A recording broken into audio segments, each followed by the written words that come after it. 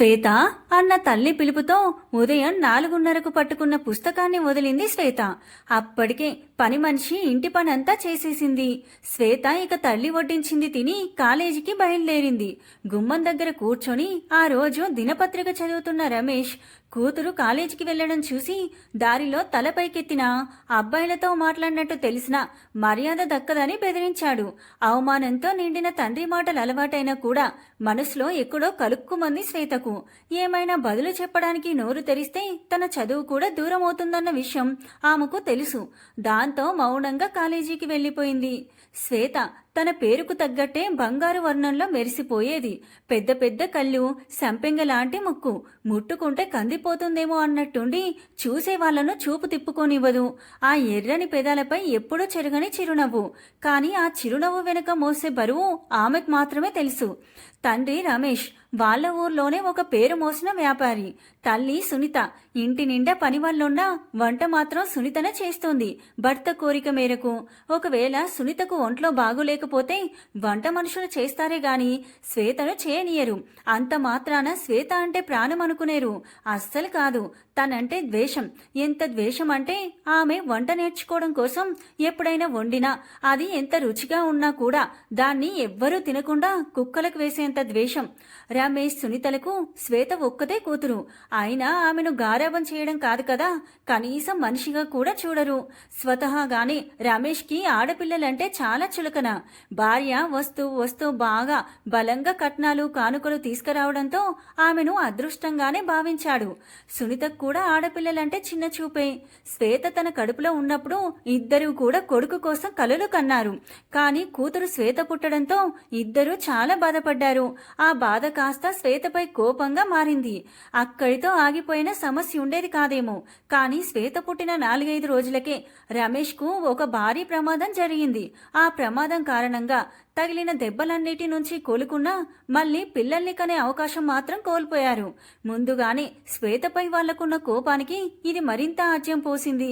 ఈ ప్రమాదం కూడా శ్వేత వల్లనేనని, తను నష్టజాతకురాలని రమేష్ సునీతలు గట్టిగా నమ్మారు. దాంతో కోపం కాస్త ద్వేషంగా మారిపోయింది. దాంతో శ్వేతనెక్కడైనా వదిలేయాలి అని అనుకున్నారు. అప్పటికే చాలా మంది బంధువులకు తమకు కూతురు పుట్టిందన్న విషయం తెలిసిపోవడంతో పాప చనిపోయిందనో ఎవరో ఎత్తుకెళ్లారనో అందరికీ చెప్పి పిల్లను చెత్త కుప్పలో పడేయాలని అనుకున్నారు. రమేష్కి ఒక అన్నున్నాడు, సురేష్. రమేష్కి అన్నంటే ప్రేమ, భయం రెండూ ఎక్కువే. సునీతకు కూడా తన అన్న సుందర్ అంటే చాలా భయం, ప్రేమ కూడా ఉంది.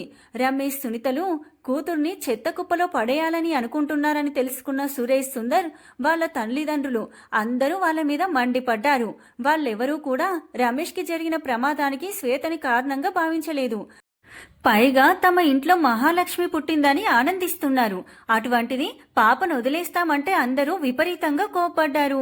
ఎవరెంత కోప్పడినా రమేష్ సునీతలు తమ నిర్ణయాన్ని మార్చుకోలేదు. ఇది నష్టజాతకురాలు, దీనివల్ల ఎప్పటికైనా ప్రమాదమే అంటూ వాదిస్తున్నారు. వాళ్ళని ఎలా ఆపాలో ఎవ్వరికీ పాలుపోలేదు. ఇక సహనం కోల్పోయిన సురేష్, సుందర్లు సరే మీరు పెంచుకోకండి, మాకిచ్చేయండి, మేం చూసుకుంటాం అన్నారు. సురేష్ భార్య పావని కూడా ఏ అభ్యంతరం లేదు. సుందర్కి అప్పటికి ఇంకా పెళ్లి కాలేదు. అందరూ అంతో ఇంతో ఆస్తుపరులే. ఒక పాపని పెంచడం అనేది వాళ్ళకి ఏ రకంగానూ భారం కాదు. అది విన్న రమేష్ సునీతలు ససేమీరా ఒప్పుకోలేదు. మాకు నష్టం జరిగితే ఒకటి, మీకు జరిగితే ఒకటా? ఇది ఎవరి దగ్గర ఉంటే వాళ్ళకి ఎప్పటికైనా ప్రమాదమే, కుదరదు అంటున్నారు. సురేష్, సుందర్లకు వీళ్ల వాదన వింటుంటే బుర్ర ఏ మాత్రం పనిచేయడం లేదు. ఆఖరికి రమేష్ తండ్రి రంగనాథ్ గారు కోపంతో గట్టిగా కేకలు వేయడంతో వాదన కాస్త ఆపారు. ఆయన రమేష్తో, చూడు రమేష్, నీకుండేది ఒక్క నలిసే, ఇకపై పిల్లలు పుట్టే అవకాశం కూడా లేదు. అలాంటిది ఈ బిడ్డను కూడా వదిలేస్తే అందరూ నీ పిల్లల్ని గొడ్రాలంటారు. ఇక నిన్నేమంటారో నీ ఊహకే వదిలేస్తున్నాను అన్నారు. అంతే, ఇద్దరి నోర్లు ఒక్కసారిగా మూతపడ్డాయి. రంగనాథ్ గారికి ఇంతకంటే ఏం చేయాలో అర్థం కాలేదు. ఆయన తరంలో కానీ రమేష్ తరంలో కానీ ఆడపిల్లలు లేరు. సురేష్కి కూడా ఇద్దరు కొడుకులే. 3 తరాలకు ఆ ఇంట్లో ఆడపిల్ల పుట్టిందని ఆయన ఆనందంగా ఉన్నారు. అటువంటిది ఆ మహాలక్ష్మిని వదిలేస్తాననడం ఆయన తట్టుకోలేకపోయారు. పైగా ఇంకో విషయం, ఈ ఆస్తంతా నా స్వార్జితం, దీన్ని 2 భాగాలుగా చేసి ఒక భాగం సురేష్ కొడుకులిద్దరికి, మరో భాగం మా ఇంటి మహాలక్ష్మి నా మనవరాలకి రాస్తాను. తర్వాత నీ ఇష్టమని వెంటనే పక్కనే పడుకొని ఉన్న మనవరాలనెత్తుకొని భార్యతో సహా తన గదిలోకి వెళ్లిపోయారు. సురేష్ సుందర్లకి రమేష్ సునీతల మొహం చూసి వాళ్ళ ఆలోచన మారుతుందన్న నమ్మకం కలగడంతో వాళ్ళు కూడా తమ గదిలోకి వెళ్లిపోయారు. రంగనాథ్ గారి నిర్ణయం రమేష్ సునీతలను ఆశ్చర్యానికి గురిచేసింది. ఆస్తి కన్నా కూడా సమాజం తమను ఏ రకంగా పిలుస్తుంది అనేది తలుచుకున్న వాళ్ళకి వెన్ను జలధరించింది. దాంతో కష్టమో నష్టమో శ్వేత తమ కూతురుగానే పెరగాలి అనుకున్నారు. అదే విషయం అందరితో చెప్పారు. దాంతో ప్రతి ఒక్కరూ సంతోషించారు. కానీ రమేష్ సునీతలు కేవలం సమాజం కోసం మాత్రమే సునీతను పెంచాలనుకుంటున్న విషయం రంగనాథ్ గారు ఆయన భార్య శారద గారికి తప్ప ఎవ్వరికీ అర్థం కాలేదు. శారద గారు రంగనాథ్ గారు బారసాల నామకరణాలకు ఏర్పాట్లు చేశారు. నానమ్మ తాతయ్యలుగా వాళ్లే పీటల మీద కూర్చొని కార్యక్రమాలు జరిపించారు. పాపకు శ్వేత అని పేరు పెట్టారు. సురేష్ ఉద్యోగరీత్యా తన కుటుంబంతో పట్నంలో ఉంటాడు. రమేష్ కూడా పట్నంలోనే వ్యాపారం చేస్తున్నాడు. దాంతో రమేష్ సునీత బయలుదేరేటప్పుడు రంగనాథ్ గారు పాపను తామే పెంచుతామని చెప్పడంతో రమేష్ సునీతలు ఒప్పుకొని వెళ్లిపోయారు. అప్పుడు కానీ సురేష్ సుందర్లకి వాళ్ళ ఆలోచన అర్థం కాలేదు.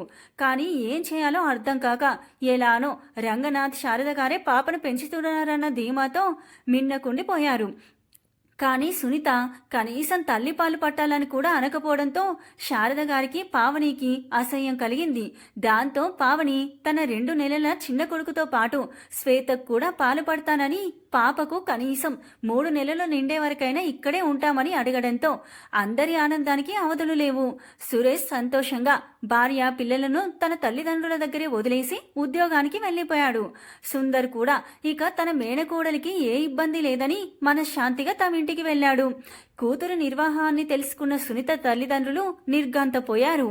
అనుకున్నట్టుగానే 3 నెలలు పావనీనే శ్వేతకు స్థాన్యాన్ని అందించింది. శ్వేత తన కన్న కూతురు కాదనే విషయాన్ని పావని ఎప్పుడో మర్చిపోయింది. తన దృష్టిలో శ్వేత తన కూతురే. 3 నెలల తర్వాత ఇక తప్పక పావని సురేష్ దగ్గరికి వెళ్లిపోయింది. అయినా ఎలాగో అలాగా వీలు చూసుకొని కుటుంబంతో కలిసి సురేష్ నెలకొకసారైనా ఊరికి వచ్చేవారు. అది కేవలం శ్వేత కోసమే. సుందర్ అయితే మేనకోడల కోసం ప్రతి వారం వచ్చేవాడు. పక్క ఊర్లోనే ఉండే సునీత తల్లిదండ్రులు కూడా నెలకోసారి శ్వేత కోసం వచ్చేవారు. వాళ్ళు కొద్ది రోజులు శ్వేతను చూసుకుంటామన్నా కూడా శారద గారు ఒప్పుకోలేదు. ఆమె ప్రేమను చూసి ఇక వాళ్ళు కూడా మళ్ళీ అడగలేదు. ఎప్పుడైనా ఒకసారి 2 రోజులు తమ ఇంట్లో ఉంచుకొని మళ్ళీ పంపించేవారు. శారద గారు ఏ రోజు కూడా శ్వేతకు తల్లి దూరంగా ఉన్న లోటు తెలియనీయలేదు. అంత ప్రేమగా అపురూపంగా చూసుకుంటున్నారు. రమేష్ సునీతలు ఎప్పుడో సంవత్సరానికో 2 సంవత్సరాలకో ఒకసారి ఊరికెళ్ళి వచ్చేవారు. ఊర్లోనే 10వ తరగతి వరకు చదివిన శ్వేత బాగా చదవడం గమనించిన రంగనాథ్ గారు దగ్గరలోని పట్టణంలో ఇంటర్లో చేర్పించారు. పావని శ్వేతకు తోడుగా ఉండాలని తన చిన్న కొడుకు అజయ్ని కూడా ఇంటర్ శారద గారి దగ్గరే ఉంచి శ్వేత చదివే కాలేజీలోనే చదివించింది. పెద్ద కొడుకు ఆనందిని కూడా ప్రతి నెల శ్వేత దగ్గరికి తీసుకెళ్లేది. అందరికీ శ్వేత అంటే చాలా ప్రేమ. సుందర్ భార్య జ్యోతికి కూడా. కానీ ఆమెకు శ్వేతపై ప్రేమతో పాటు కొంచెం జాలి కూడా ఉంది. అన్నదమ్ములు ఇద్దరూ తనని చాలా అపురూపంగా చూసుకుంటారు. శ్వేత ఇంటర్ అయిపోయాక తనకు ఐఐటి ముంబైలో సీట్ వచ్చింది. అప్పుడు శ్వేతను తమతో తీసుకెళ్తామని రమేష్ సునీతలు వచ్చారు. ఎవ్వరికీ శ్వేతను ఇప్పుడు వారితో పంపడం ఇష్టం లేదు. ఆనంద్ ముంబైలోనే చదువుకుంటున్నాడు. శ్వేతను కూడా అక్కడే చదివించాలని ఆశ. కానీ కన్న తల్లిదండ్రులను కాదని వాళ్ళెవ్వరూ ఏమీ చేయలేరు. ఇన్ని రోజులంటే రమేష్ సునీతలు దూరంగా ఉన్నారు కాబట్టి వాళ్ళు అనుకున్నట్టు చేయగలిగారు. చిన్నప్పుడు తన తల్లిదండ్రుల గురించి ఆలోచించడం గమనించిన శారద గారు తనకు అన్ని విషయాలు చెప్పేశారు. మొదట్లో వారు మారతారని ఆశపడ్డా ఇప్పుడు ఆ ఆశ నమ్మకం రెండూ లేవు. దాంతో శ్వేతకు కూడా రమేష్ సునీతలతో వెళ్లడం ఏమాత్రం ఇష్టం లేదు. కానీ తనకు వాళ్లతో వెళ్ళక తప్పలేదు. అప్పటికే సురేష్ సుందర్ ఇద్దరూ తన కోసం కొత్త బట్టలు కొన్నారు. ఆనంద్ తన పాకెట్ మనీతో శ్వేత కోసం ఫోన్ కొన్నాడు. అతనికి బాగా తెలుసు తన బాబాయి తమతో మాట్లాడు మాట్లాడించడం ఏం కర్మ, ఫోన్ కూడా కొనిపెట్టడని. ఇప్పుడు శ్వేత రమేష్ సునీతలతో మొట్టమొదటిసారిగా తన తండ్రి ఇంట్లో అడుగుపెట్టింది. అది కూడా 17 ఏళ్లకు. శ్వేతని ఇక బీటెక్లో జాయిన్ చేయాలి అని అందరూ అడుగుతుంటే వాళ్లకు సమాధానం చెప్పలేక వాళ్ళ ఊర్లోనే ఒక చిన్న కాలేజీలో చేర్పించాడు. వాళ్ళుండే ఊర్లోనే సురేష్ వాళ్ళు కూడా ఉంటారు. అదే కొంచెం ధైర్యం రంగనాథ్ శారద గార్లకి. ముంబైలో చేర్పించమన్నా వాళ్లకు మా కూతురు మా దగ్గరే ఉండాలి, దూరంగా పంపించను అని చెప్పి వాళ్ళ నోర్లు మూయించేశాడు. నిజానికి తాము నష్టజాతకురాలని దూరం పెట్టిన అమ్మాయి అంత గొప్ప స్థాయికి వెళ్లడం రమేష్ సునీతలకి నచ్చలేదు. రంగనాథ్ గారు ఖచ్చితంగా ముంబైలో చేర్పిస్తారని తెలిసే తమతో తీసుకెచ్చి ఒక చిన్న కాలేజీలో చేర్పించారు. నిజానికి తనను చదివించడమే వాళ్ళకి ఇష్టం లేదు.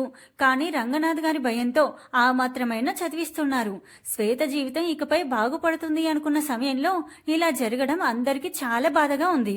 శ్వేతని ఇంటికైతే తెచ్చుకున్నారు, కానీ తనతో మాట్లాడడం కాదు కదా, కనీసం శ్వేత ఇంట్లో ఉందని కూడా గుర్తించినట్టు ఉంటారు.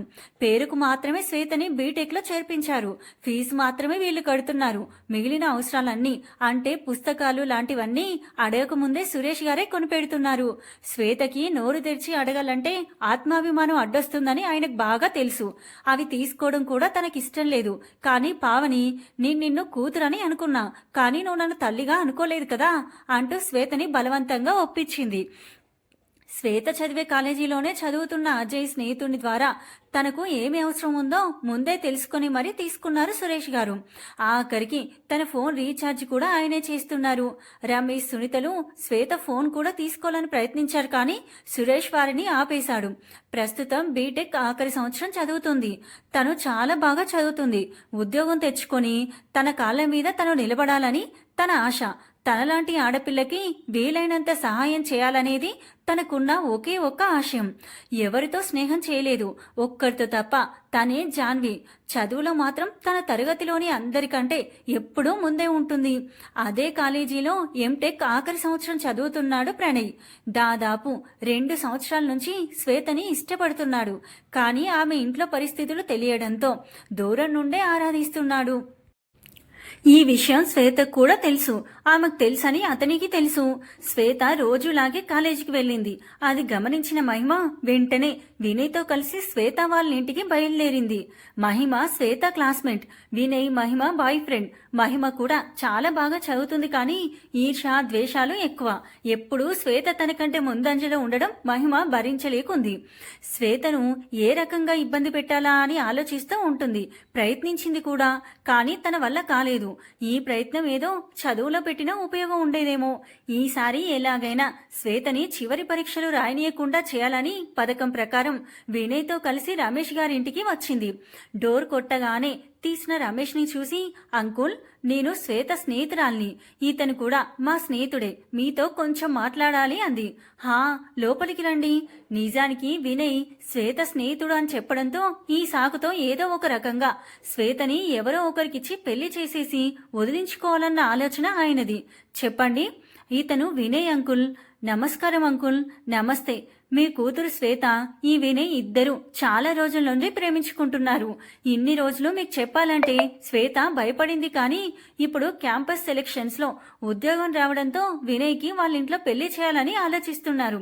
శ్వేత భయపడుతూ ఉండడంతో మేము రావాల్సి వచ్చింది అంకుల్.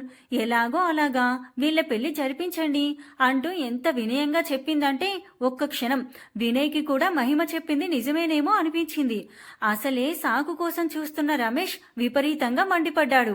ఎలా కనిపిస్తుందా మీ కళ్ళకి? ఎవడు పడితే వాడిని అది ప్రేమిస్తే నేను ఒప్పుకొని పెళ్లి చేయాలా? పోండి ఇక్కడి నుండి. దాదాపు కొట్టినంత పనిచేసి మహిమ వినయ్లను ఇంట్లో నుంచి పంపించేశారు. అనుకున్నట్టుగానే రమేష్ స్పందించడంలో మహిమ ఆనందంగానే ఉన్నా ఆ విషయం తన మొహంలో తెలియకుండా జాగ్రత్త పడుతూ వినయ్ని తీసుకొని అక్కడి నుండి వెళ్లిపోయింది. వినయ్కి అలా చేయడం ఏమాత్రం ఇష్టం లేదు. అతనికి శ్వేత అంటే చాలా అభిమానం. కానీ మహిమ ఎమోషనల్ గా బ్లాక్మెయిల్ చేయడంతో అతనికి తప్పలేదు. అతనికి మహిమ మీద చాలా కోపంగా ఉంది. నిజానికి వినయ్కి వినయ్కి మహిమ ఇలా చేస్తుందని తెలియదు. ఏదో తనతో పాటు రావాలంటే వచ్చాడంతే. రమేష్ మాటలిన్నాక తన కోపం మరింత పెరిగిపోయింది. ఆడవారికి ఆడవారే శత్రువులని ఊరికే అనలేదు. కేవలం పరీక్షలు రాయనీయకుండా చేయడం కోసం శ్వేతపై ఇంత పెద్ద నింద వేసింది.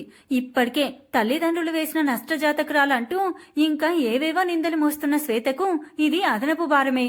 కానీ దీని పర్యవసానం ఎలా ఉంటుందో మహిమ ఆలోచించలేకపోతుంది.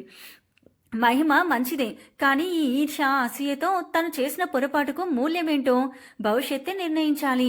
తన పూర్తి ప్రమేయం లేకుండానే తన వల్ల జరిగిన ఈ పొరపాటుకు పర్యవసానం ఎలా ఉంటుందో ఊహించగలడు. కాబట్టి వినయ్కి భరించలేని కోపం వచ్చింది. రమేష్ కోపంతో రగిలిపోతున్నాడు. అతను ఎలాగైనా శ్వేతని వదిలించుకోవాలని అనుకుంటున్నాడు. కానీ నిజంగానే శ్వేత ఒకరిని ఇష్టపడడం అతనికి మింగుడు పడడం లేదు. విషయం తెలుసుకున్న సునీత రమేష్ ని మించిపోయింది. ఇద్దరు వెంటనే దొరికిన సంబంధం ఏమైనా సరే శ్వేతకు పెళ్లి చేయాలనుకున్నారు. మహిమ మాటల వల్ల వాళ్లకు శ్వేతపై ద్వేషం ఇంకా పెరిగిపోయింది. అసలు ఏమీ జరగకుండానే పరువు పోయింది అనుకుంటున్నారు. అనుకున్న వెంటనే వాళ్లకు తెలిసిన పంతులు గారికి ఫోన్ చేసి వెంటనే శ్వేతకు పెళ్లి సంబంధాలు చూడాలని, పెళ్లి చేయాలి అనుకుంటున్నామని చెప్పారు. ఆయన ఏదో సంబంధం గురించి చెప్పడంతో ఇంకేమీ ఆలోచించకుండానే రేపే పెళ్లి చూపులకు రమ్మని, అన్నీ కుదిరితే నిశ్చితార్థం కూడా చేద్దామని చెప్పేశారు. ఇవేమీ తెలియని శ్వేత కాలేజీలో ఆనందంగా చదువుకుంటుంది. 2 రోజులు సెలవులు, తర్వాత నుండి ఆఖరి పరీక్షలు. అప్పటికే శ్వేతకు ఉద్యోగం కూడా వచ్చింది. అది చిన్న ఉద్యోగమే అయినా ముందు పట్టా చేతికి వస్తే తర్వాత పెద్ద ఉద్యోగాల గురించి ఆలోచించవచ్చు అన్నది శ్వేత అభిప్రాయం. ఇంకో 10 రోజుల్లో పరీక్షలు అయిపోతాయి అని, ఇక డిగ్రీ చేతికొచ్చేస్తుంది అని చాలా ఆనందంగా ఉంది. తనకు తెలియదు కదా ఇంట్లో తన కోసం ఏ రకమైన పరిస్థితులు ఎదురు చూస్తున్నాయో. రోజులాగే శ్వేత సాయంత్రం ఇంటికొచ్చింది. కానీ ఇంట్లో పరిస్థితి మాత్రం రోజులా లేదు. సునీత అందరికీ పనులు పురమాయిస్తుంది. ఇల్లంతా హడావిడిగా ఉంది. కానీ ఎందుకు అనేది తెలియదు. అడిగినా తనకెవరూ ఏమీ చెప్పరని ఆమెకు తెలుసు. దాంతో మౌనంగా తన గదిలోకి వెళ్లిపోయింది. మరుసటి రోజు తతంగాల కోసం రమేష్, సునీత ఏర్పాట్లు చేసుకుంటున్నారు. రోజులాగే శ్వేత మళ్లీ రాత్రి భోజనాలకు తప్ప దేనికి తన గది నుండి బయటికి రాలేదు. చదువుకోవడం కోసం ఉదయం 4:30కి నిద్ర లేచింది శ్వేత. చదువుకుంటున్న తనను సునీత శ్వేత అని పిలవడంతో 5 గంటలకే వచ్చిన పిలుపుకు ఆశ్చర్యపోయింది. సునీత ఒక చీర, కొన్ని నగలిచ్చి ఇది కట్టుకొని తయారవు, ఇప్పుడు నీకు పెళ్లి చూపులు అని చెప్పి శ్వేత తేరుకునే లోపే తన ఫోన్ తీసుకొని ఆ గది నుంచి వెళ్లిపోయింది. కాసేపు శ్వేతకు ఏమీ అర్థం కాలేదు. తేరుకునేటప్పటికీ సునీత ఆ గదిలో ఫోన్ కూడా లేదు. దాంతో ఏం చేయాలో అర్థం కాక, సరే పెళ్లి చూపులే కదా అయిపోని, తర్వాత తాతయ్యతో మాట్లాడామనుకుని రెడీ అయింది. శ్వేత రంగనాథ్ గారికి ఫోన్ చేసి చెప్తుందేమో అన్న భయంతోనే సునీత ఫోన్ తీసుకుని వెళ్లిపోయింది. పెళ్లి చూపులు మొదలయ్యాయి. బంగారు బొమ్మ లాంటి శ్వేత వెంటనే మగ పెళ్లి వారికి నచ్చేసింది. చూసిన పెళ్లి కొడుకు మోహన్ పొడవుగా, చూడగానే బాగున్నాడు అనిపించేలా ఉంటాడు. కానీ అతనివేమీ పట్టించుకోవడం లేదు. అతని బంధువులకు శ్వేత బాగా నచ్చింది. అతని తల్లిదండ్రులకు శ్వేత కన్నా ఆమె ఒంటి మీది బంగారం, రమేష్ గారి ఇంటి వైభవం బాగా నచ్చాయి. రమేష్ గారు మోహన్ తండ్రి కట్న కానుకల గురించి మాట్లాడుకుంటున్నారు. అది విన్న శ్వేతకు మొత్తం శూన్యంలా తోచింది. తనకు ఆలోచించే సమయం కూడా ఇవ్వకుండా వెంటనే నిశ్చితార్థం చేశారు. 10 రోజులకి పెళ్లి ముహూర్తం పెట్టేశారు. శ్వేత పూర్తిగా రమేష్, సునీతల వలలో చిక్కుకుపోయింది. అందరి ముందు పెళ్లి ఇష్టం లేదని చెప్పే ధైర్యం ఆమెకి లేదు. ఒకవేళ ఆ ధైర్యం శ్వేతకున్నా చెప్పే అవకాశం రమేష్ గారు ఇవ్వలేదు. శ్వేత తన గదికి ఎలా వచ్చిందో తనకే తెలియలేదు. తనకు జరిగిందంతా అర్థమయ్యేటప్పటికీ ఆమె జీవితం తన చేయి జారిపోయిందని, తనకు నిశ్చితార్థం అయిపోయింది. ఇప్పుడు కూడా తను ఈ పెళ్లి ఆపొచ్చు. కానీ తన తాతగారు ఇన్ని రోజులు జాగ్రత్తగా కాపాడుకున్న ఇంటి పరువు గుర్తొచ్చింది. లేదు, ఏం చేయాలో తనకు అర్థం కావడం లేదు. మంచం మీద పడి బోరు నేర్చేస్తుంది. రమేష్, సునీతలు చాలా ఆనందంగా ఉన్నారు. అప్పటికే నిశ్చితార్థానికి అరగంట ముందు సురేష్ గారికి, రంగనాథ్ గారికి, సుందర్ గారికి ఫోన్ చేసి విషయం చెప్పారు. అందరూ శ్వేతకు ఫోన్ చేస్తూనే ఉన్నారు. కానీ స్విచ్ ఆఫ్ అని వస్తుంది. వాళ్ళకి అర్థమైంది రమేష్, సునీతలు శ్వేత నుంచి ఫోన్ లాగేసుకున్నారు అని. అప్పటికి సురేష్ గారు, పావని గారు వెంటనే శ్వేత దగ్గరికి బయలుదేరారు. కానీ దారిలో ఎన్నో అడ్డంకుల వల్ల వారు సమయానికి రాలేకపోయారు. విధిరాతను తప్పించలేరు అంటే ఇదేనేమో. మరి సురేష్, పావని గారు వచ్చేటప్పటికి నిశ్చితార్థం చేసుకుని తిరిగి వెళ్తున్న మోహన్ వాళ్ళు కనబడ్డారు. సునీత గారు బాధగా నిలబడిపోయిన పావని గారి దగ్గరకొచ్చి శ్వేత ఫోన్ని ఆవిడ చేతిలో పెట్టి నవ్వుకుంటూ లోపలికెళ్ళిపోయారు. రమేష్ గారు అన్నకు ఎదురుపడే ధైర్యం లేక సురేష్ గారి దగ్గరికే రాలేదు. వెంటనే తేరుకొని పావని గారు శ్వేత రూమ్కి పరుగు తీశారు. వెనకే సురేష్ గారు కూడా. మంచంపై ఏడుస్తున్న శ్వేతను చూసిన వారికి కడుపు తరుక్కుపోయింది. వెంటనే తనను దగ్గరికి తీసుకుని ఓదార్చారు. కాసేపటికి సురేష్ గారు కోపంగా, "నువ్వేడవద్దు తల్లి, నేనే పెళ్లి ఆపేస్తాను." "వద్దు డాడీ, తన మనవరాలు పెళ్లి నిశ్చితార్థం తర్వాత ఆగిపోయింది అన్న బాధ తాతయ్యకు వద్దు. శ్వేత పావని గారిని అమ్మ అని, సురేష్ గారిని డాడీ అని పిలుస్తుంది." అది విన్న సురేష్ గారు ఏమీ మాట్లాడలేకపోయారు. అప్పటికే ఏదో అడగాలని శ్వేతకు ఫోన్ చేసిన జాన్వికి విషయం తెలిసింది. తనను పరీక్షలు రాయనీయరేమో అన్న భయంతో వెంటనే తమ అధ్యాపకులను రమేష్, సునీత గారులతో మాట్లాడడానికి ఒప్పించింది. ఆనంద్, అజయ్లకి విషయం తెలిసినా వాళ్లకు శ్వేతను ఎలా ఓదార్చాలో అర్థం కాలేదు. దాంతో ఫోన్ కూడా చేయలేదు. సురేష్ గారు కిందికొచ్చేటప్పటికి శ్వేత కాలేజీ అధ్యాపకులు రమేష్ గారిని శ్వేతని పరీక్షలు రాయనీయమని అడుగుతున్నారు. రమేష్ గారు ఒప్పుకోవడం లేదు. దాంతో సురేష్ గారు వెంటనే, "ఏం రమేష్, పెళ్లికి ఇంకా 10 రోజులు టైం ఉంది. పరీక్షలైపోయిన 2 రోజులకు పెళ్లి, ఎందుకు రాయనీయవు?" అని కోపంగా ప్రశ్నించడంతో ఆయన రాకను గమనించని రమేష్ గారికి ఒప్పుకోక తప్పలేదు. వినయ్ గురించి చెప్పిన సురేష్ గారు నమ్మరని వాళ్ళకి బాగా తెలుసు. అందుకే ఆయనకు చెప్పలేదు. రోజులు గడుస్తున్నాయి. రోజు రమేష్ గారే శ్వేతని కాలేజీలో దిగబెట్టి మళ్ళీ ఇంటికి పిలుచుకొచ్చేవారు. ఒక్క క్షణం ఎక్కువ కూడా తనని కాలేజీలో ఉండనీయలేదు. విషయం తెలుసుకుని తనకు సారీ చెప్పాలని ఎదురు చూస్తున్న మహిమతో కాదు కదా, జాన్వితో కూడా శ్వేత మాట్లాడలేదు. ప్రణయ్ రోజు దూరం నుంచి శ్వేతను చూస్తున్నాడు. కానీ శ్వేత ఒక్కసారి కూడా అతని వైపు చూడలేదు. ఆఖరి పరీక్ష రోజు రమేష్ గారు రావడం కొద్దిగా ఆలస్యమై శ్వేత ఒంటరిగా దొరకడంతో మహిమ తనకు జరిగిందంతా చెప్పి, వినయ్ ఎంత చెప్పినా "నేను వినలేదు శ్వేత, అలా చేయను" అన్న అతన్ని కూడా "నేను చచ్చిపోతానని బెదిరించి మరీ ఒప్పించాను. దయచేసి నన్ను క్షమించు" అని అడిగింది. శ్వేత విరక్తిగా ఒక నవ్వు నవ్వి అప్పుడే వచ్చిన రమేష్ గారితో వెళ్ళిపోయింది. తనకు మహిమపై కోపం లేదు అని చెప్పను, కానీ ఎక్కువగా అయితే లేదు. ద్వేషం అసలే లేదు. ఎందుకంటే తనకు తెలుసు రమేష్, సునీతలకు తనను వదిలించుకోవడానికి అది ఒక సాకు మాత్రమేనని. శ్వేత పెళ్లి రోజు రానే వచ్చింది. ప్రణయ్ చూస్తూ ఉండగానే అతని ఎదురుగానే శ్వేత పెళ్లి మోహన్తో జరిగిపోయింది. ఇప్పటికే సమస్యలతో సతమతమవుతున్న శ్వేతకి తను కూడా ఒక సమస్యగా మారడం ప్రణయ్కి ఇష్టం లేదు. అతనిది నిస్వార్థమైన ప్రేమ. అందుకే పెళ్లాపడానికి ఏ ప్రయత్నమూ చేయలేదు. రమేష్ గారు భారీగానే కట్న కానుకలు ఇచ్చారు. ఇకపై శ్వేత అడ్డు తమకుండదు అన్న ఆనందంలో ఉన్న వాళ్లకు అది పెద్ద ఖర్చుగా అనిపించలేదు. రంగనాథ్ గారు, సురేష్ గారు, ఆనంద్, అజయ్ అందరూ మోహన్ గురించి వివరించారు. అతని తల్లిదండ్రులు పూర్తిగా డబ్బుకు మాత్రమే విలువిస్తారని, మోహన్ మాత్రం మంచి మనిషి అని, ఢిల్లీలో ఉద్యోగం చేస్తున్నాడని తెలిసింది. డబ్బివ్వగలమన్న నమ్మకంతో పాటు అబ్బాయి మంచివాడు, మంచి ఉద్యోగం కూడా ఉండడంతో వాళ్ళు కూడా పెళ్లిని ఆపాలని ప్రయత్నించలేదు. ఏం జరిగినా ఎలా జరిగినా శ్వేత మోహన్ల పెళ్లి మాత్రం జరిగిపోయింది. పెళ్లికి ప్రణయ్, జాన్వీలతో పాటు కాలేజీ అధ్యాపకులు కూడా వచ్చారు. శ్వేత స్తబ్దుగా ఉండిపోయింది. పెళ్లికొచ్చిన జాన్వీ కూడా శ్వేతని ఊరడించలేకపోయింది. కానీ ఒక టీచర్ మాత్రం శ్వేత పరిస్థితి చూసి తనతో ఏది జరిగినా "నీ మంచికే అనుకో శ్వేత, ఎవరు నీతో ఉన్నా లేకపోయినా నువ్వు మాత్రం నీ ధైర్యం, చదువు ఎప్పుడూ వదులుకోవద్దు. నీ ధైర్యం మాత్రమే నిన్ను కాపాడగలదు, జాగ్రత్త" అని చెప్పింది. ఎందుకంటే మోహన్ అంటి ముట్టనట్టుగానే ఉండడం ఆమె గమనించారు. ఒక మంచి విద్యార్థిగా శ్వేతపై ఆమెకున్న అభిమానం ఆవిడ అలా చూపించింది. అప్పగింతలు మొదలయ్యాయి. ఏ తల్లిదండ్రులైనా కూతురు అప్పగింతలప్పుడు ఏడుస్తారు. కానీ రమేష్, సునీత ఇద్దరు చాలా ఆనందంగా ఉన్నారు. సురేష్ గారి కుటుంబం, సుందర్ గారి కుటుంబం, రంగనాథ్ గారు, శారద గారు అందరూ బాధపడుతున్నారు. జాన్వి కూడా బాధపడుతుంది.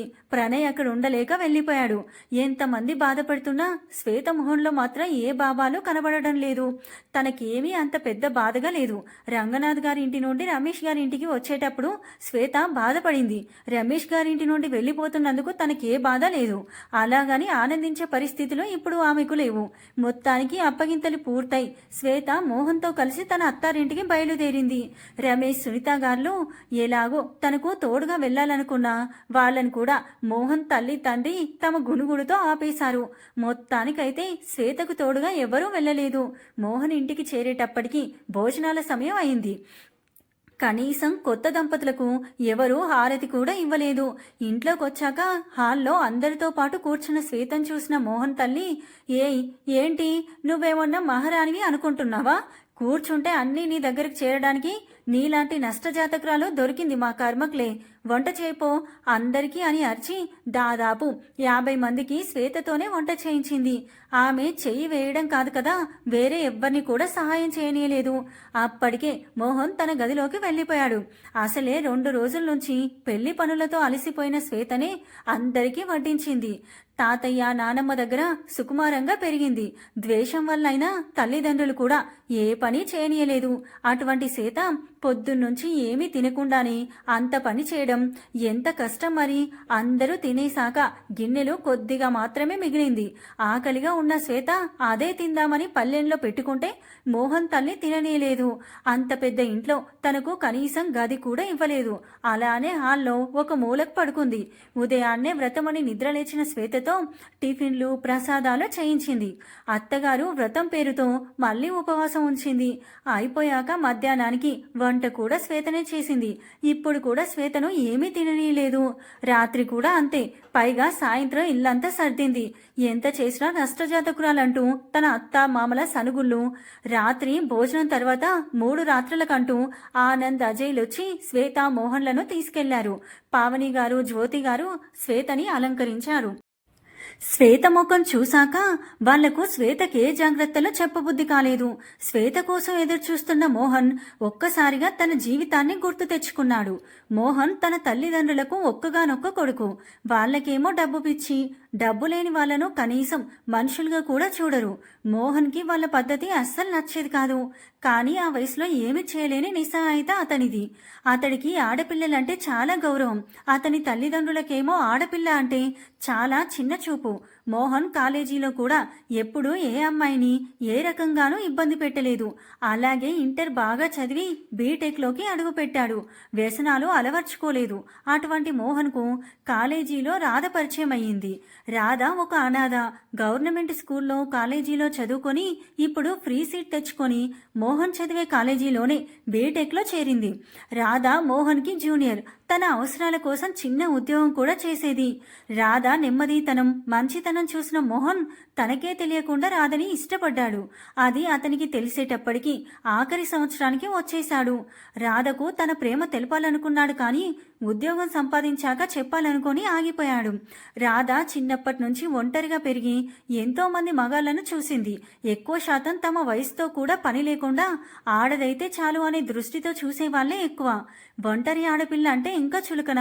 దాంతో ఎదుటివాడి చూపుల్లో అర్థాలను కనుక్కోవడం రాధకి చాలా సులభం. తాము కూడా మంచి అందగత్తే. ఆ కాలేజీలో సగం మందికి పైగా తన వైపు చూసేది ఆకలి చూపులే. కానీ మోహన్ ఏ రోజు తనని ఆ విధంగా చూడలేదు. పైగా అలాంటి వాళ్ల నుంచి ఎన్నోసార్లు తనని కాపాడాడు.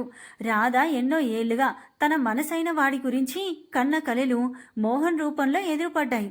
కానీ అతని అంతస్తు గురించి తెలిసాక తను అనాథ అన్న విషయం గుర్తొచ్చి తన ప్రేమను మనసులోనే దాచేసుకుంది. మోహన్ చదువైపోగానే వెంటనే ఉద్యోగంలో చేరాడు. రాధకు తన ప్రేమ విషయం చెప్పడానికి మోహన్కి ధైర్యం సరిపోలేదు. తర్వాత క్యాంపస్ సెలక్షన్లో రాధకు తమ కంపెనీలోనే ఉద్యోగం వచ్చేటట్లు చూశాడు. రాధ చదువైపోవడం, మోహన్ పనిచేసే చోట ఉద్యోగంలో చేరడం వెంటనే జరిగిపోయాయి. మోహన్ అదృష్టానికి ఇద్దరూ ఒకే టీంలో పనిచేయాల్సి వచ్చింది. రాధకు అక్కడ ఎవరూ ముందుగా తెలియదు, మోహన్ తప్ప. దాంతో వారిద్దరి మధ్య స్నేహం, చనువు రెండూ బాగా పెరిగాయి. రాధను చూసే కొద్దీ మోహన్కి రోజు రోజుకు తనపై ప్రేమ పెరిగిపోతుంది. చివరికి మోహన్ ఒకరోజు ఎలాగో అలాగా ధైర్యం చేసి రాధకు తన ప్రేమ విషయం చెప్పేశాడు. కొద్ది రోజులు రాధ తన భయాలతో ఒప్పుకోకపోయినా మొత్తానికి మోహన్ తన ప్రేమతో రాధ భయాలను జయించాడు. ఇద్దరూ ఎంతో ఆనందంగా గడపసాగారు. కలిసి ఆఫీస్కి వెళ్లడం, సాయంత్రం కాసేపు షికారికి వెళ్లడం, రాత్రి మళ్ళీ మోహన్ రాధని హాస్టల్లో వదిలేసి తన రూమ్కి వెళ్లిపోయేవాడు. మోహన్ నెలకొకసారి ఊరికెళ్లేవాడు. అతనికి రాధను ఒంటరిగా ఉంచడం నచ్చట్లేదు. అందుకే ఈసారి ఊరికెళ్లినప్పుడు తన తల్లిదండ్రులకు విషయం చెప్పాడు. వారికి రాధ అనాథ అన్న విషయం నచ్చలేదు. దానికన్నా కట్నాలు రావు అన్నది ఇంకా నచ్చలేదు. దాంతో వాళ్ళు ససేమీరా ఒప్పుకోలేదు. మోహన్ ఎంత నచ్చ చెప్పినా ఏమాత్రం ఉపయోగం లేదు. దాంతో ఊసురుమంటూ మళ్ళీ హైదరాబాద్కు వెళ్ళిపోయాడు. రోజులు గడుస్తూ ఉండగా ఒకరోజు రాధ తన మాటల్లో ఒంటరితనం గురించి చెప్తూ బాధపడుతుంటే తట్టుకోలేక వెంటనే రాధను గుడికి తీసుకెళ్లి పెళ్లి చేసుకున్నాడు. తల్లిదండ్రుల గురించి అడిగినా రాధకు వాళ్ళు ఒప్పుకోరు. రాధా, నాకు వాళ్ళ గురించి అనవసరం, నాకు వాళ్ళ పద్ధతులు ఏమాత్రం నచ్చవు అంటూ ఎన్ని రోజుల తన జీవితాన్ని తన తల్లిదండ్రుల అభిప్రాయాలు చెప్పి వాళ్లకు కట్నాలు తెచ్చి కోడలు కావాలి, నాకది ఇష్టం లేదు, వాళ్లకు దూరం కాను కానీ నిన్ను దూరం చేసుకొని నేను బ్రతకలేను అని చెప్పాడు. తర్వాతి రోజు ఇద్దరు రిజిస్టర్ ఆఫీస్లో పెళ్లి చేసుకున్నారు. ఇంతలో శ్వేత పాల గ్లాస్తో రావడంతో మోహన్ తన ఆలోచనల నుంచి బయటికొచ్చాడు. శోభనపు పెళ్లి కూతురి అలంకరణలో ఉన్న శ్వేతను చూస్తుంటే రాధన్ తప్ప ఎవ్వరిని అలా ఊహించుకోలేని మోహన్కి చాలా చిరాగ్గా ఉంది. శ్వేతకి ఇవేమీ పట్టడం లేదు. తనను లోపలికి పంపించాక పెద్దవాళ్ళందరూ తలుపు వేసి వెళ్ళిపోయారు. శ్వేత అక్కడే ఆగిపోయింది. అడుగు ముందుకు పడట్లేదు. శ్వేత అదృష్టమో దురదృష్టమో మోహన్ వెంటనే నాకు ఈ పెళ్లి ఇష్టం లేదు, మా అమ్మ నాన్న చచ్చిపోతామని బెదిరిస్తే చేసుకున్నా, తొందరలోనే విడాకులు ఇచ్చేస్తాను, అంతవరకు నీ చిటికన వేలు కూడా తాకును అని చెప్పి విసురుగా వెళ్లి మంచంపై పడుకున్నాడు. అతని చిరాకుని అసహనాన్ని శ్వేతపై కోపంగా చూపించేశాడు.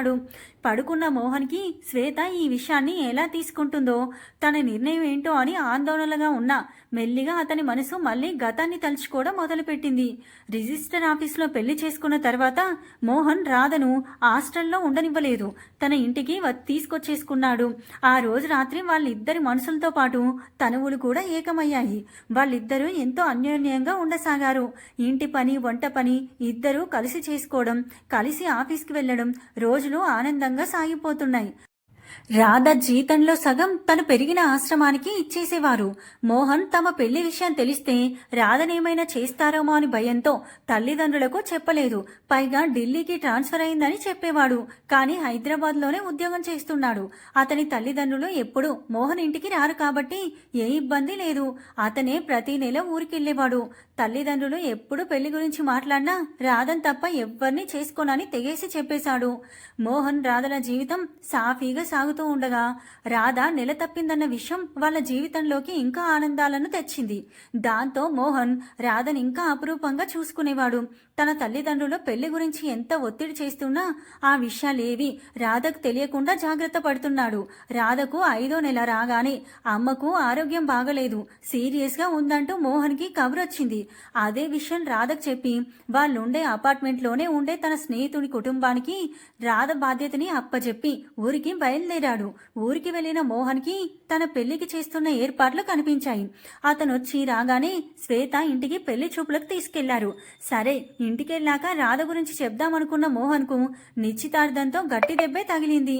ఇంటికి వెళ్ళాక మోహన్ తన తల్లిదండ్రులపై కేకలేసి రాధతో తన పెళ్లి విషయం చెప్పేశాడు.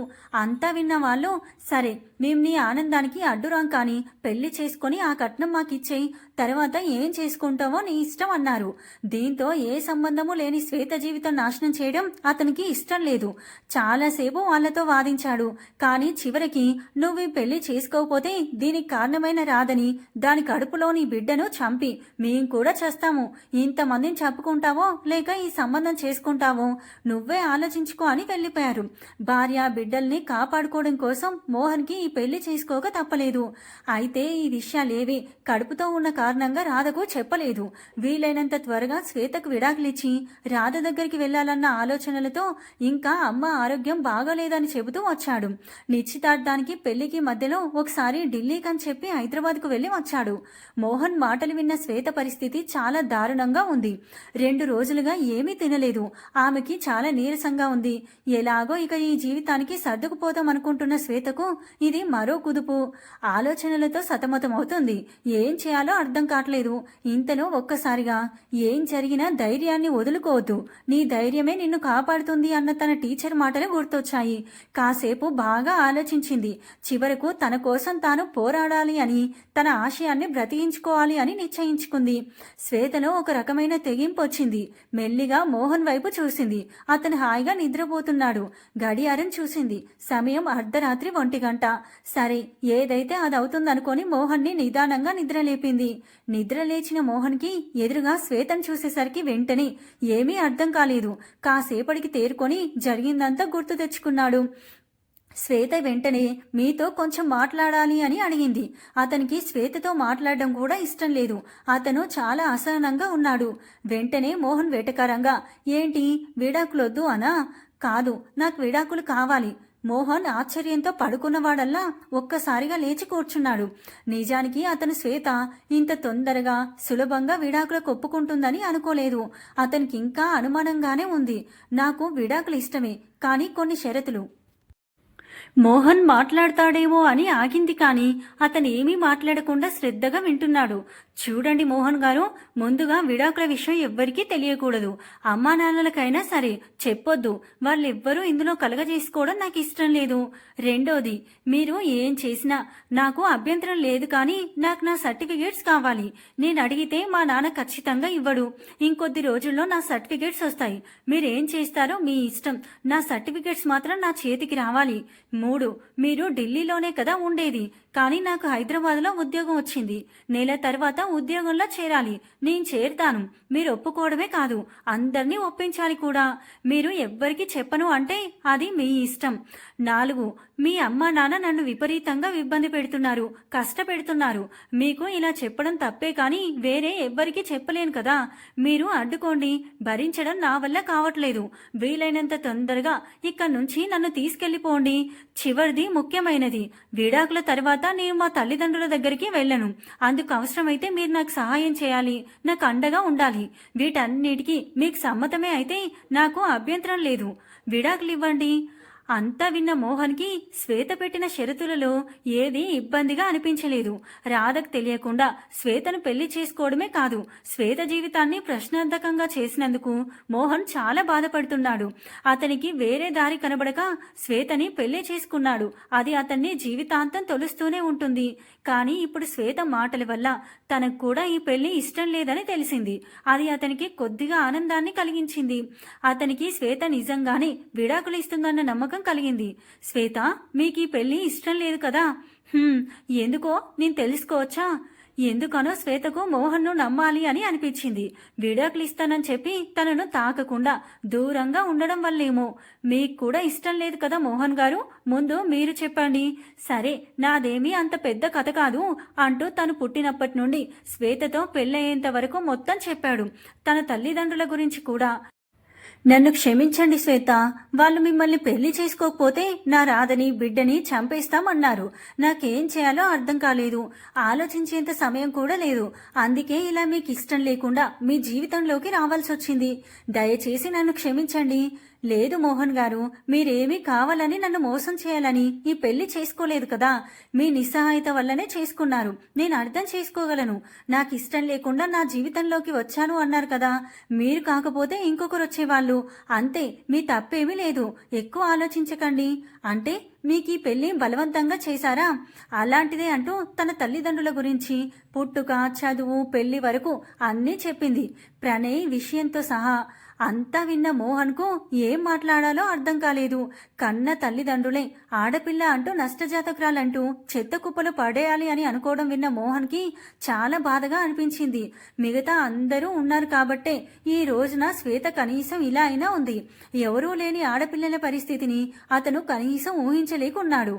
ఎందుకో ఆ క్షణం అతని మనసులో రాధని కూడా అలాగే వదిలేశారేమో అన్న ఆలోచన, అనుమానం మెదిలింది. ఆ ఊహ కూడా ఇష్టం లేక వెంటనే ఆ ఆలోచనను పక్కకు తోసేశాడు. సారీ శ్వేత, నేను మీ జీవితంలోకి వచ్చి మీ కష్టాలను ఇంకా పెంచుతున్నాను కదా. లేదండి, ఎవరి చేతుల్లో లేని దానికి మీరేం చేస్తారు? ఇప్పటి వరకు మీకు షరతులు చెప్పాను, కానీ మీ గురించి తెలిసాక అడుగుతున్నాను. నాకు సహాయం చేస్తారా? నా కాళ్ళ మీద నేను నిలబడడానికి తోడుగా ఉంటారా? అలా అడగాల్సిన అవసరం లేదు శ్వేత.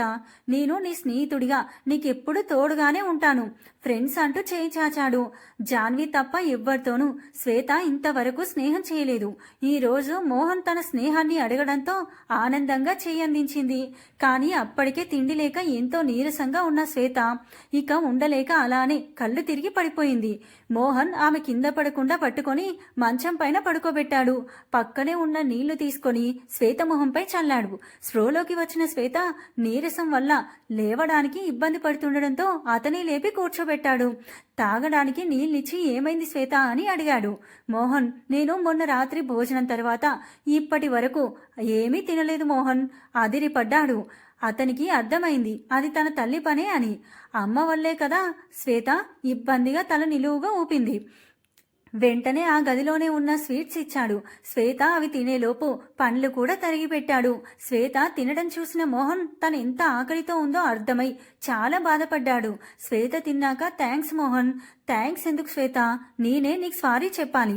మా ఇంట్లో నీకు కనీసం తిండి కూడా పెట్టినందుకు. అసలు ఎందుకు తినలేదు శ్వేత? తను అత్తగారింట్లో అడుగు పెట్టినప్పటి నుండి జరిగిందంతా చెప్పింది. అంతా విన్న మోహన్ అతనికి తన తల్లి గురించి తెలిసినా ఇంత దారుణంగా ప్రవర్తిస్తుందని ఊహించలేకపోవడంతో చాలా బాధపడ్డాడు.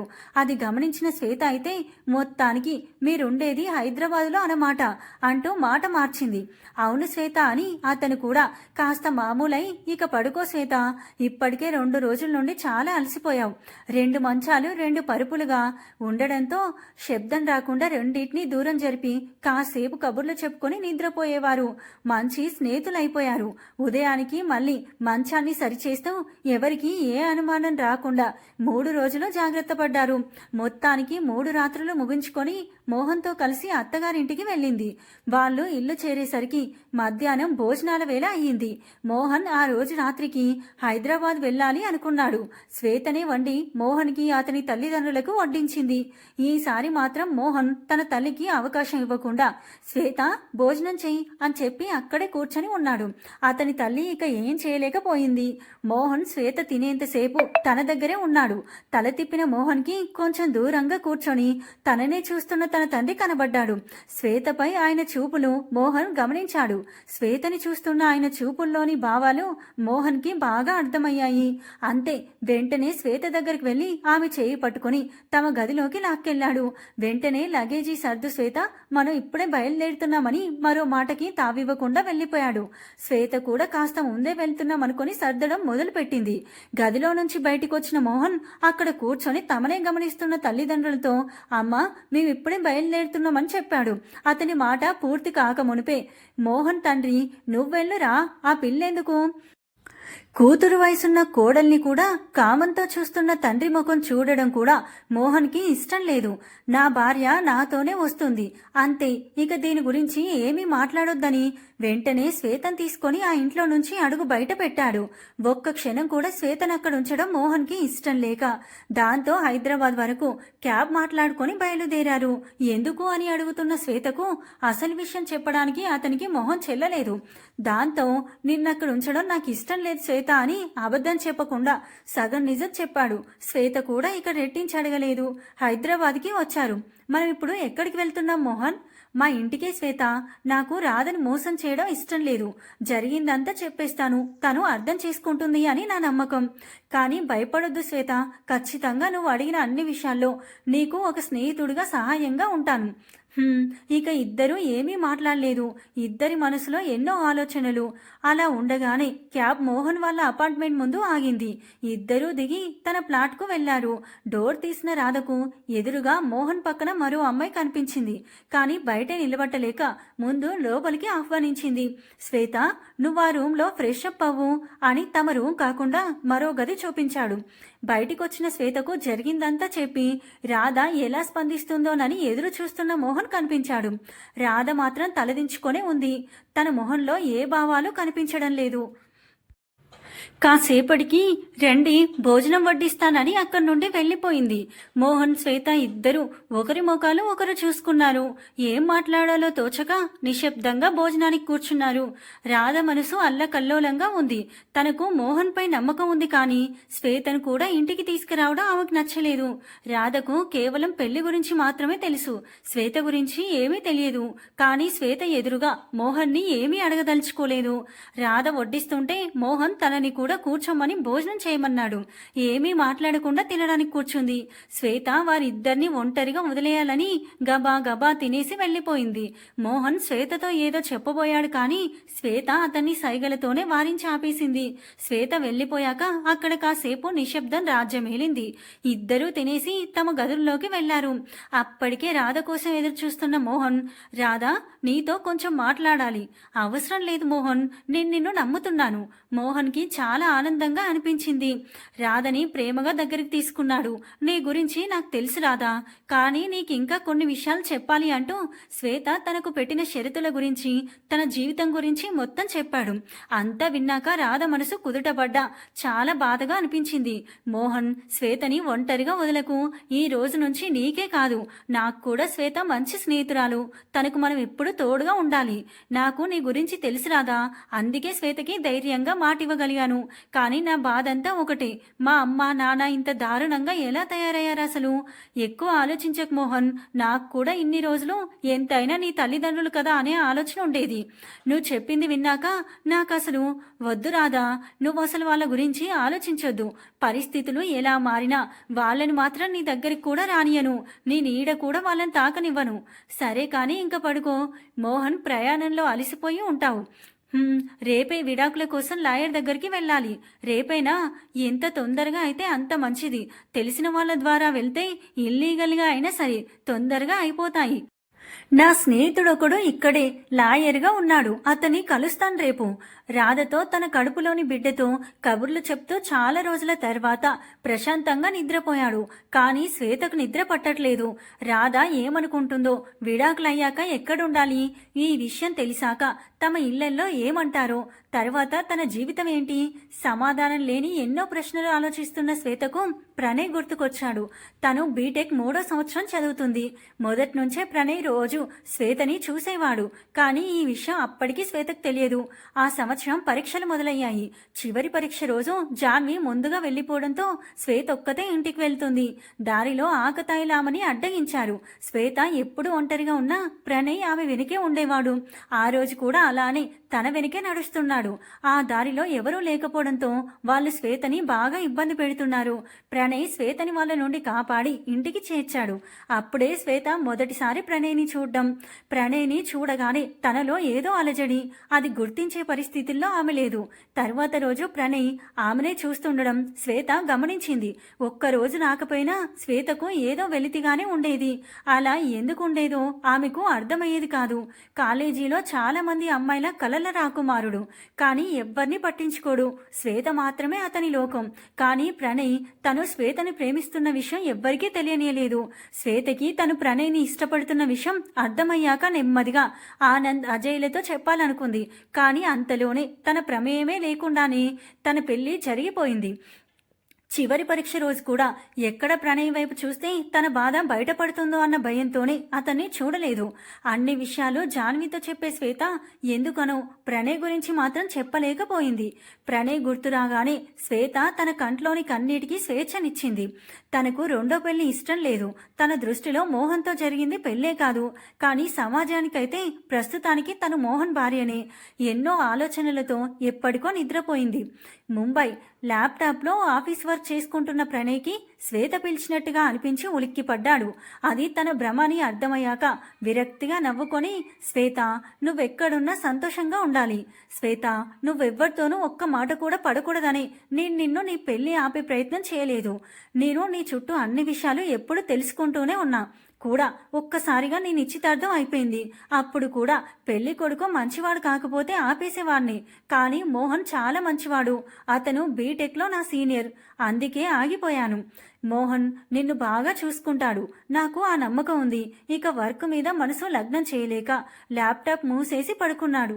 కాసేపటికి గదిలోకొచ్చిన అతని తల్లి కలత నిద్రలో ఉన్న ప్రణయ్ తల నిమిరి అతన్ని చూస్తూ, పెళ్ళైన ఆడపిల్ల గురించి ఇలా ఆలోచించడం తప్పే అని నాకు తెలుసు నానా. కానీ శ్వేత నీ జీవితంలోకి వచ్చుంటే నువ్వెంత సంతోషంగా ఉండేవాడివో కూడా నాకు తెలుసు. నేను ఎప్పుడూ ఒకటే కోరుకుంటా, ఏదో ఒక అద్భుతం జరిగి శ్వేత మళ్ళీ నీ జీవితంలోకి రావాలి అని. హా, నాకు తెలుసు నాది స్వార్థమే అని. కానీ తల్లిని కదా, బిడ్డ సంతోషం కోసం ఏమైనా చేయగలను అనుకుని ప్రణయ్కి దుప్పట కప్పి ఆవిడ కూడా వెళ్లి పడుకున్నారు. తెల్లవారింది. నిద్ర లేచిన శ్వేత హాల్లోకి రావడానికి మనసొప్పక రూంలోనే ఉండిపోయింది. ఎంతసేపైనా శ్వేత రాకపోవడం, పైగా రాధకు ఆఫీస్ టైం అవుతూ ఉండడంతో మోహన్ వెళ్లి తలుపు కొట్టాడు. డోర్ తీసిన శ్వేతని చూసి రెడీగానే ఉన్నావుగా, బయటికెందుకు రాలేదు అంటూ ఆమెను హాల్లోకి తీసుకొచ్చాడు. ఆమె ఇబ్బందిని గమనించిన రాధ, శ్వేత ఎందుకలా ఉన్నావు, నువ్వు మీ ఇంట్లో ఎలా ఉన్నావో ఇక్కడ కూడా అలాగే ఉండొచ్చు అంటూ శ్వేతకి టిఫిన్ పెట్టింది. ఐఎమ్ సారీ రాధ గారు. అప్పటికే బాధతో అపరాధ భావంతో ఆమె గొంతు పూడుకుపోయింది. హే, ఏడవద్దు అంటూ రాధని ఆమెని ఓదార్చింది. మోహన్ వాళ్ళిద్దరే మాట్లాడుకోవాలి అని అతడు కల్పించుకోలేదు. కాసేపటికి శ్వేత తేరుకుంది. చూడు శ్వేత, నేను మోహన్ ఎప్పుడూ నీ చెయ్యి వదలం. నువ్వెప్పటికీ నా స్నేహితురాలివే. అందరూ తిన్నాక మోహన్ రాధని ఆఫీసులో వదిలిపెట్టి వచ్చి శ్వేతను తన లాయర్ దగ్గర ఫ్రెండ్ దగ్గరికి తీసుకెళ్లాడు. విడాకుల పేపర్లు వచ్చాయి కానీ కోర్టులో అప్రూవ్ కావడానికి ఇంకా సమయం పడుతుంది. ఇదంతా అయ్యి ఇంటికొచ్చేటప్పటికి సాయంత్రం అయ్యింది. అప్పటికే రాధ కూడా ఇంటికి వచ్చేసింది. ముగ్గురు కాఫీలు తాగాక శ్వేత గదిలోకి వెళ్లిపోయింది. కాసేపటికి బ్యాగ్తో బయటికి వచ్చిన శ్వేతను చూసిన మోహన్, రాధాలు విస్తుపోయారు. ఎక్కడికి శ్వేత? ఇక నేను వెళ్తాను మోహన్. అదే ఎక్కడికి అంటున్నా, ఏదైనా ఉమెన్స్ హాస్టల్లో ఉంటాను. ఎందుకు శ్వేత, ఇక్కడ నీకేమైనా తక్కువైందా? అయ్యో, అలా ఏం లేదు రాధగారు. నేనేమో నిన్ను నా చెల్లెని అనుకున్నా. శ్వేత, నువ్వు మాత్రం నన్ను ఇంకా పరాయిగానే చూస్తున్నావు. అందుకే అలా అక్క అని కాకుండా రాధాగారని పిలుస్తున్నావు కదా. అలా ఏం లేదక్క. ఇక నుంచి అక్క అనే అంటాను కానీ నేనిక్కడ ఉండలేను. అదే వద్దు, ఇక్కడే ఉండు శ్వేత. నేను నీకు మాట ఇచ్చాను కదా, నీకు తోడుగా ఉంటానని. అయితే ఇక్కడే ఉండాలా మోహన్? ఎంతకీ శ్వేత ఒప్పుకోకపోవడంతో చివరికి, పోనీ మాకు ఇప్పుడు నీ అవసరం ఉంది అనుకో శ్వేత, కనీసం రాధకి డెలివరీ అయ్యే వరకైనా ఉండు శ్వేత. ఇక శ్వేత కాదనలేకపోయింది. ఎలాగైతేనేమి మోహన్ ఆమెని బయటికి పోకుండా అడ్డుకున్నాడు. ఆ రోజు రాత్రి రాధ మోహన్ అడిగింది, ఎందుకు మోహన్ శ్వేతని నా డెలివరీ వరకు ఉండమన్నారు? అలా చెప్తే తర్వాత మళ్ళీ వెళ్ళిపోతుంది కదా. నాకు అంతకన్నా వేరే దారి కనబడలేదు రాదా. అప్పుడు కూడా ఎలాగో అలాగా ఆపేద్దాంలే. అయితే ఈలోపు శ్వేత కోసం ఒక మంచి సంబంధం చూసి పెళ్లి చేయాలి రాదా. అవును, ఎంత మంచి ఐడియా. నాకు అసలు ఈ ఆలోచనే రాలేదు. మోహన్, నువ్వు సూపర్ అంటూ అతని బుగ్గపై ముద్దు పెట్టి సిగ్గుతో మోహన్ గుండెల్లో మొహాన్ని దాచేసుకుంది. రోజులు గడుస్తున్నాయి. శ్వేత మోహన్ రాధలతో బాగా కలిసిపోయింది. ఎంతగా అంటే ఎవరికీ చెప్పని ప్రణయ్పై తనకున్న ఫీలింగ్స్ గురించి కూడా చెప్పేంతగా. కొద్ది రోజుల్లో శ్వేత ఉద్యోగంలో చేరాలి. అడిగిన వాళ్ళందరికీ శ్వేతను రాధ స్నేహితురాలిగా పరిచయం చేశారు. మోహన్ ఊరెళ్ళినప్పుడు తనకు శ్వేత సర్టిఫికేట్స్ అవసరమని ఏదో ఒక కథ అల్లేసి రమేష్ గారి దగ్గర ఉండే శ్వేత సర్టిఫికేట్స్ తెచ్చేశాడు. అల్లుడు అడగడంతో అభ్యంతరం చెప్పలేకపోయారు వాళ్ళు కూడా. ఒకరోజు తన ల్యాప్టాప్ చూస్తున్న ప్రణయ్ ఒకరి ప్రొఫైల్ చూసి ఆశ్చర్యపోయాడు. మెల్లిగా ఆశ్చర్యం కాస్త కోపంగా మారి ఎవరికో ఫోన్ చేసి దాని గురించి తెలుసుకోమని చెప్పాడు.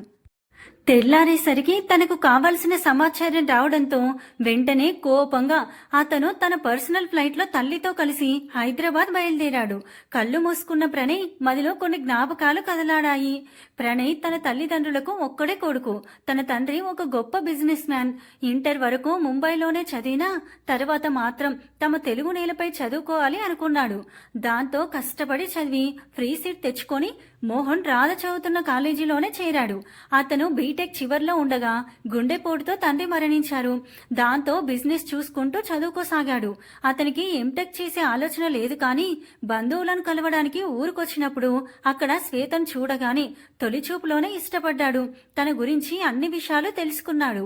అప్పటికి శ్వేత రమేష్ గారి ఇంట్లోనే ఉంది. దాంతో ప్రణయ్కి అర్థమైంది శ్వేతను చేరుకోవాలంటే ఆ కాలేజ్ ఒక్కటే దారని. అలా అని తండ్రి మరణంతో ఒంటరైన తల్లిని తను కూడా ఒంటరిగా వదిలేయడం అతనికి ఇష్టం లేదు. దాంతో ఏం చేయాలో అతనికి అర్థం కాలేదు. కొద్ది రోజులుగా దిగులుగా ఉన్న కొడుకును గమనించిన తల్లి ఏమైంది అని అడగగా ప్రణయ్ మొత్తం చెప్పేశాడు. దానిదేముంది ప్రణయ్, నువ్వు ఆ కాలేజీలో చేరి చదువుకుంటూ బిజినెస్ చూసుకో. ఆమె కొడుకు సంతోషం కోసం తన మనసును మనస్ఫూర్తిగా ప్రేమను అంగీకరించింది. అమ్మా, నిన్ను ఒంటరిగా వదిలి వెళ్ళను. ఎవరు వెళ్ళమన్నారు చిన్నా? నేను నీతోనే వస్తాను. ఆ ఊర్లోనే ఉంటాను. నీ సంతోషం కోసం ఆ మాత్రం చేయలేనా? థ్యాంక్స్ అమ్మా. ప్రణయ్ చాలా సంతోషంగా శ్వేత చదివే కాలేజీలో చేరాడు. శ్వేతకు ఎదురుపడకుండానే తన చుట్టూ తిరిగేవాడు. కానీ ఆకతాయిల నుండి కాపాడడానికి ఎదురుపడాల్సి వచ్చింది. తర్వాత కూడా దూరంగానే ఉంటూ ఆరాధించేవాడు. తన చదువు అయిపోయాక రంగనాథ్ గారితో సంబంధం మాట్లాడి పెళ్లి చేసుకోవాలి అని అనుకున్నాడు. కానీ రాత్రికి రాత్రే శ్వేత నిశ్చితార్థం అయిపోయింది. అతను పెళ్ళాపాలి అనుకున్నా కూడా శ్వేత తన తాతగారి పరువు గురించి ఆలోచిస్తుందని జాన్వి ద్వారా తెలిసి ఆగిపోయాడు. పైగా మోహన్ కూడా మంచివాడే అవడంతో తను తప్పుకున్నాడు. అప్పటి నుండి ఇప్పటి వరకు కంటి నిండా నిద్ర లేదు, కడుపు నిండా తిననూ లేదు. కానీ ఇప్పుడు తన కంపెనీలోనే పని చేస్తున్న మోహన్కి ముందే పెళ్ళైందని, అది కూడా తన మరో ఉద్యోగి తన క్లాస్మేట్ అయిన రాధతోనే అని తెలిసి ఎదురుపడి విషయం తేల్చుకోవాలి అని హైదరాబాద్ బయలుదేరాడు. ఫ్లైట్ ల్యాండ్ అవ్వడంతో తేరుకొని తల్లిని తమ ఇంట్లో వదిలి మోహన్ కోసం ఆఫీస్కి వెళ్ళాడు. ముందు ఏం జరిగిందో శాంతంగానే అడిగి తెలుసుకో అన్న తల్లి మాటలు గుర్తుపెట్టుకుని తన క్యాబిన్లో కూర్చొని మోహన్ని పిలిపించాడు. ముందు మామూలుగానే మాట్లాడినా తర్వాత రాధని పెళ్లి చేసుకొని కూడా మళ్ళీ శ్వేతను ఎందుకు పెళ్లి చేసుకున్నారు మోహన్ గారు అని గంభీరంగా సూటిగా ఉందా ప్రశ్న. మోహన్కి అర్థమైంది శ్వేతని ఇష్టపడ్డ ప్రణయ్ అతనే అని. దాంతో మొత్తం చెప్పేశాడు. ప్రణయ్పై శ్వేతకుండే ఫీలింగ్స్ కూడా చెప్పేశాడు. I'm sorry sir. పర్లేదు మోహన్, ఇలా జరగడం వల్ల నాకు ఒక రకంగా మంచే జరిగింది. నాకు శ్వేతను పొందడానికి మరో అవకాశం దొరికింది. కానీ మీరు శ్వేతకు సంబంధాలు చూడకండి. శ్వేత మిమ్మల్ని ఇష్టపడుతుంది. మీరొచ్చాక నేనెందుకు వేరే సంబంధాలు చూస్తా? కానీ తను పెళ్లికి ఒప్పుకునేటట్టు లేదు సార్. నన్ను ప్రణయ్ అని పిలవండి. నేను మీ జూనియర్నే కదా. శ్వేతని నేనెలాగో అలాగా ఒప్పిస్తానులేండి. శ్వేతకు ఉద్యోగం ఎక్కడొచ్చింది, ఎప్పుడు చేరాలి? ఓకే ప్రణయ్. ప్రణయ్ ద్వారా అంతా తెలుసుకున్న అతని తల్లి చాలా సంతోషించింది. అమ్మా, నేను శ్వేతను పెళ్లి చేసుకోవడం నీకు ఇష్టమే కదా. నేను చాలా రోజుల నుంచి దేవుణ్ణి కోరుకునేది ఇదే చిన్న. కానీ కొంచెం టైం పడుతుంది మా. నీకు కావలసినంత తీసుకో, కానీ శ్వేతని నా కోడలిగా తీసుకురా చాలు. మొత్తం తెలుసుకున్న రాధ కూడా చాలా ఆనందపడింది. వారం తర్వాత ఆఫీస్కు వచ్చిన శ్వేతకు మేనేజర్ తన వర్క్ గురించి చెప్పాడు. ఆమె పూర్తిగా తన పనిలో మునిగిపోయింది. శ్వేతకు చాలా సంతోషంగా ఉంది. తను అనుకున్నట్టుగా తన కాళ్ళ మీద తను నిలబడగలిగింది. చాలా ఉత్సాహంగా పనిచేస్తుంది. ఇంతలో బాస్ పిలుస్తున్నారని కబురు రావడంతో ఎండీ క్యాబిన్లోకి వెళ్ళింది. May I come in sir? Yes miss శ్వేత.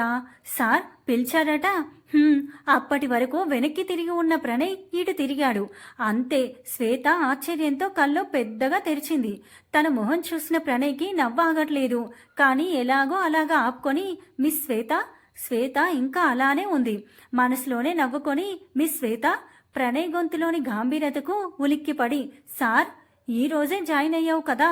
అవును సార్. శ్వేత ఇంకా పూర్తిగా కోలుకోలేదు. మాటల్లో తడబాటు కూడా తగ్గలేదు. శ్వేతని అలా చూస్తుంటే ప్రణయ్కి అస్సలు నవ్వు ఆగట్లేదు. బలవంతంగా ఆపుకొని, you are appointed my PA miss Shweta. Okay sir, మీరు ఛార్జీ తీసుకుంటున్నట్లు ఈ పేపర్స్ పైన సైన్ చేయండి. ఏదో ట్రయల్స్లో ఉన్నట్టు సైన్ చేసేసింది.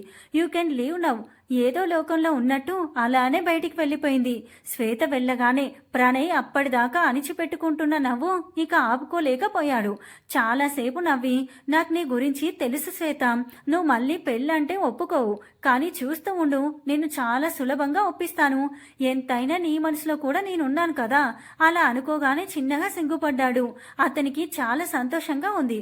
అతను శ్వేతను దాదాపు 2 సంవత్సరాల క్రితం చూశాడు. అప్పటి నుంచి తనను ప్రేమిస్తున్నాను అనుకున్నాడే గాని శ్వేత కూడా తనని ఇష్టపడుతుంది అని కలలో కూడా అనుకోలేదు. మోహన్కి ఇదివరకే పెళ్ళైంది కాబట్టి శ్వేత తనతో పెళ్లికి సులభంగానే ఒప్పుకుంటుంది అని ప్రణయ్ గట్టి నమ్మకం. వీలైనంత త్వరగా శ్వేతను ఒప్పించాలంటే తనకు దగ్గరగా ఉంటేనే అది సాధ్యం. అందుకే శ్వేతకి కంపెనీలో ఉద్యోగం వచ్చిందని తెలిసి ఆ కంపెనీనే కొనేయాలి అనుకున్నాడు. కానీ ఓనర్ అమ్మడానికి ఇష్టపడలేదు అని ప్రణయ్ కూడా బలవంతం చేయదలుచుకోలేదు. దాంతో కొద్ది రోజులు ఆ కంపెనీలో భాగస్వామ్యం అడిగాడు. అంత గొప్ప బిజినెస్ మ్యాన్ తమ కంపెనీలో భాగస్వామ్యం అవ్వడం ఆ ఓనర్కి చాలా నచ్చింది. అయితే ఒక 6 నెలలు ఆ కంపెనీ ఎండీగా ఉంటానని డీల్ కుదుర్చుకున్నాడు కూడా. అవసరమైతే మధ్యలో మానేయచ్చు కూడా. ఇప్పుడు ప్రణయ్ లక్ష్యం ఒకటే, శ్వేతను పెళ్లి చేసుకోవడం. ఆమెను తన పిఏగా పెట్టుకుంటే ఎప్పుడు తనకు దగ్గరగానే ఉండడం వల్ల సులభంగా పెళ్లి కొప్పించొచ్చు అనేది ప్రణయ్ ఆలోచన. ఎండీ క్యాబిన్ నుండి బయటికి వచ్చిన శ్వేత తన సీట్లో కూలబడిపోయింది. తనింకా ఆ ట్రాన్స్ లోనే ఉంది. ఎన్నో భావాలు ఆమెను కుదిపేస్తున్నాయి. ఇక తన జీవితం ముగిసిపోయింది అనుకున్న అంకంలో ప్రణయ్ ఆమె జీవితంలో ఉండబోడని తనను తాను సముదాయించుకుంది. అతనే ఈ రోజు తన కళ్ళ ముందు రావడం ఆమెకు చెప్పలేనంత ఆనందంగా ఉంది. తనతో పాటు తన ఊర్లో ఉండే తన చిన్న కాలేజీలో చదివిన ప్రణయ్ ఈ రోజు ఒక పెద్ద కంపెనీకి ఎండీగా తన ముందు నిలబడడం శ్వేతకు ఇంకా ఆశ్చర్యంగా ఉంది. ఇది అని చెప్పలేని ఆ భావాల వల్ల శ్వేత కంట్లో నీళ్లు కారిపోతున్నాయి. కాసేపటికి తేరుకున్న శ్వేత లోపల ఏం జరిగిందో గుర్తు తెచ్చుకుంది. మిస్ శ్వేత అంట, అన్ని రోజులు నా వెనకే తిరిగి ఇప్పుడు నేనెవరో తెలియనట్టు ఎంత బిల్డప్ ఇస్తున్నాడో చూడు. You are appointed my PA miss Shweta అంట. హా, ఏంటి పిఏనా? ఇప్పుడు సైన్ కూడా చేయించుకున్నాడుగా. అంటే నేను రేపటి నుంచి ఎప్పుడూ ప్రణయ్ వెంటే ఉండాలా? అలా అనుకోగానే సిగ్గుతో కూడిన చిరునవ్వుతో ఆమె మొహం ఎర్రబడింది. ఇంతలోనే ఆ ఆలోచన కూడా చేయకూడదు. డివర్స్ అయిన ఆడపిల్లవి అని ఎవరు పెళ్లి చేసుకుంటారు?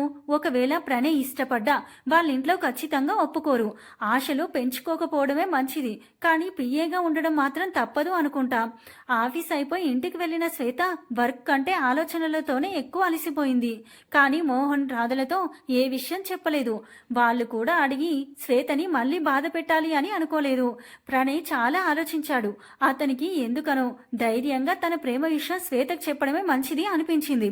తను 2 ఏళ్లుగా ఆమెను ప్రేమిస్తున్నా ఎప్పుడూ ఆమెకు చెప్పలేదు.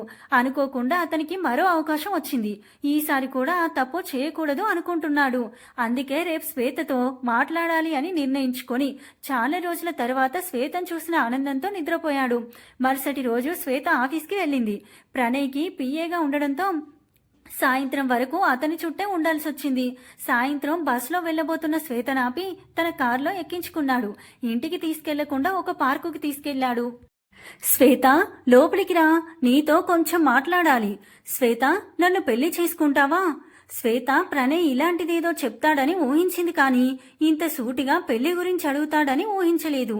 సార్, నాకు ముందే పెళ్ళైపోయింది, కానీ విడాకులు కూడా అయిపోయాయిగా. శ్వేత మనసులో అన్నీ తెలుసుకొనే వచ్చాడా అనుకొని అదే చెప్తున్నాను సార్. నాలాంటి అమ్మాయి మీకెందుకు సార్?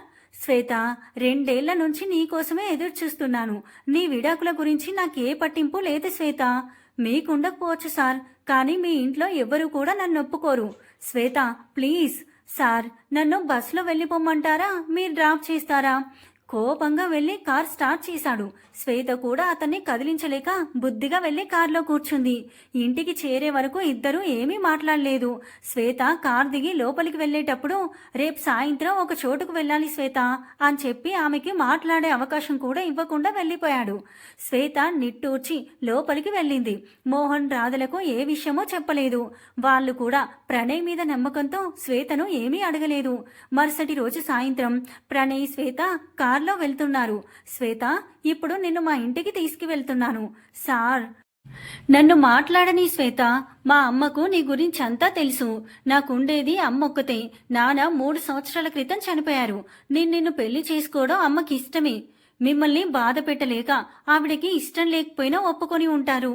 ఇప్పుడు వస్తావు కదా శ్వేత, చూడు నీకే అర్థమవుతుంది మా అమ్మ ఎందుకు ఒప్పుకుందో. శ్వేత ఏమీ మాట్లాడలేదు. ఆవిడని చూస్తే శ్వేతకి చాలా ఆశ్చర్యంగా ఉంది. ఏ కల్మషం లేకుండా తనతో ప్రేమగా మాట్లాడుతోంది. ఇక శ్వేత ఉండబట్టలేక అడిగేసింది, ఆంటీ, మీకు నాలాంటి అమ్మాయిని ఇంటి కోడలుగా చేసుకోవడం ఇష్టమేనా? నీలాంటి అమ్మాయిని అంటే ఏంటి శ్వేత? అసలు నీకేం తక్కువ? ఇక విడాకులంటావా? ఎంతో మంది చిన్న చిన్న వాటికే విడిపోతున్నారు. నువ్వు అలా కూడా కాదు. అసలు నీ తప్పేముందని నిన్ను నువ్వు తక్కువ చేసుకుంటున్నావు. నువ్వు తప్ప ఎవ్వరూ నాకు కోడలిగా వద్దు. మరి కోడలిగా నా ఇంట్లో అడుగు పెడతావా శ్వేత? ఆవిడ మాటలకి అప్పటిదాకా శ్వేత మనసులో ఉన్న అనుమానాలు పటాపంచలైపోయాయి. ప్రణయ్ శ్వేత ఏం చెప్తుందా అని ఆతృతగా ఎదురు చూస్తున్నాడు. కాసేపటికి శ్వేత, నాకు కూడా ఎంత తొందరగా వీలైతే అంత తొందరగా రావాలని ఉందత్తయ్యా, కానీ ఇంకా కోర్టులో విడాకులు ఇవ్వలేదు. ప్రణయ్ చాలా ఆనందించాడు. నీకసలు ఆ దిగులే అక్కర్లేదు శ్వేత, నేను త్వరగా వచ్చే ఏర్పాటు చేస్తాను. ప్రణయ్ శ్వేత ఇద్దరూ కలిసి ప్రణయ్ తల్లి దగ్గర ఆశీర్వాదం తీసుకున్నారు. రాత్రి కావడంతో ఇక ప్రణయ్ శ్వేత ఇద్దరు మోహన్ ఇంటికి బయలుదేరారు. ప్రణయ్ మోహన్ రాధలకు విషయం చెప్పి శ్వేత పెళ్లికి ఒప్పుకున్నట్టు చెప్పాడు. వాళ్ళు చాలా ఆనందించారు. కాసేపు సరదాగా మాట్లాడుకున్న తర్వాత ప్రణయ్ వెళ్ళిపోయాడు. అందరూ ఎంతో ఆనందంగా ప్రశాంతంగా నిద్రపోయారు. శ్వేత సురేష్ పావని తన నానమ్మ తాతయ్య అన్నయ్యలతో మాట్లాడుతోంది, కానీ ఈ విషయాలు ఏమీ చెప్పలేదు. ప్రణయ్ మాత్రం విడాకులొచ్చాక రంగనాథ్ గారితో మాట్లాడాలి అని అనుకున్నాడు. చూస్తూ ఉండగానే రోజులు గడిచిపోతున్నాయి. ఆఫీస్లో ప్రణయ్ శ్వేత గురించి తప్పుగా మాట్లాడుకోవడం మొదలుపెట్టారు. ఆ నోట ఈ నోట ఈ విషయం ప్రణయ్ వరకు చేరింది. శ్వేత గురించి తప్పుగా మాట్లాడుకోవడం ప్రణయ్కి నచ్చక ఆఫీస్లో శ్వేతని తన కాబోయే భార్యగా పరిచయం చేశాడు. చూస్తూ ఉండగానే కోర్టు మోహన్ శ్వేతలకు విడాకులు మంజూరు చేసింది. ఇక ప్రణయ్ ఆలస్యం చేయదలుచుకోలేదు. వెంటనే తన తల్లిని శ్వేతని తీసుకొని రంగనాథ్ గారిని కలవడానికి ఊరుకు బయలుదేరాడు. రంగనాథ్ గారి ఇంటికి వెళ్లారు. వీళ్ళ అదృష్టమో దురదృష్టమో ఆ రోజు సురేష్ గారి కుటుంబం రమేష్ సునీతలు కూడా అక్కడికి వచ్చారు.